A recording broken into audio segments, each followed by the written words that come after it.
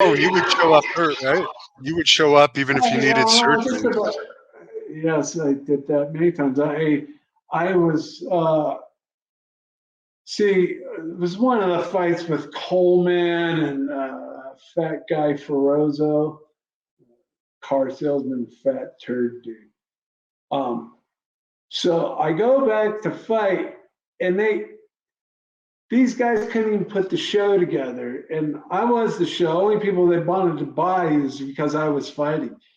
And so I go there to fight,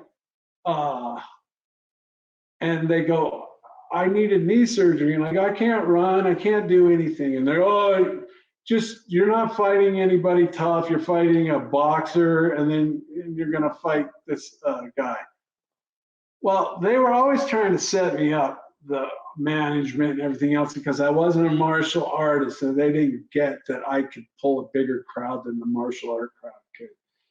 So they're like, oh. And so I said, I'll show up and fight. And they said, you're going to fight a little guy. He's only like 200 pounds, like a French fry, something you don't have to get worried about. And I'm like, yeah, I'll show up.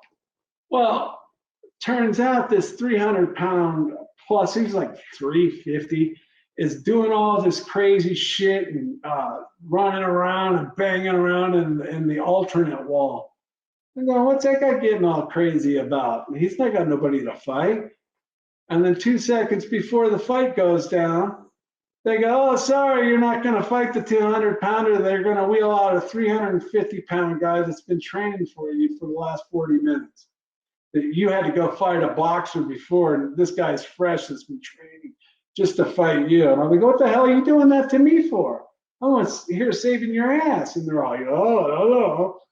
It was another John McCarthy, and his wife Elaine used to do all the travel, and she was kind of like the go-ahead girl for the boss, Bob. And she's running around, and then they didn't have anybody fight. They're going, oh, you're going to fight the 360-pound guy. And I'm like going, you told me it's fighting a 200-pounder. So they got this guy that was training for me. I made it all the way through the final, sent him to the hospital, and that was the advent of judges. The first time they were judges, they should have just let us kept going. I would have beat that fat pig.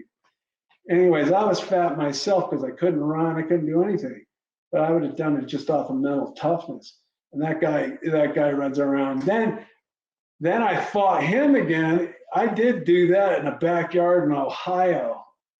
Guy named Brian Grooms had it in his backyard, taped the whole thing, and he got bits and pieces of it, put it on the internet, and tried to act like he won the fight. That's what a clown that guy is. Anyways, they set me up for that. They were always setting me up to stack the cards against me. The guys that ran that, they were all music people. They had a head from their ass, and they would listen. All these martial art guys had their ears, and they were tweaking them, and they were doing all the dumb mistakes. They had the first clue about fighting, not a clue.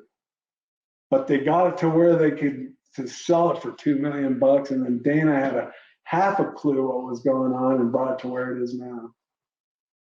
Someone says Abbott versus Ferrozzo 2024. Who knows? If he's still alive. I'll send him to the hospital again. I sent him to the hospital twice every time I fought him. He got vertigo because I knocked the snot out of him. You got to look that up. It's Tank Abbott versus Ferrozzo in the backyard. If it's unedited, he took some part of it, edited it all up and shit. What kind of sorry ass needs to go do that?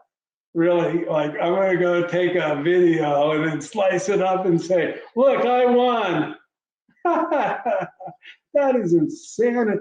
This whole fighting game has brought every possible bozo out in the world. It's unbelievable.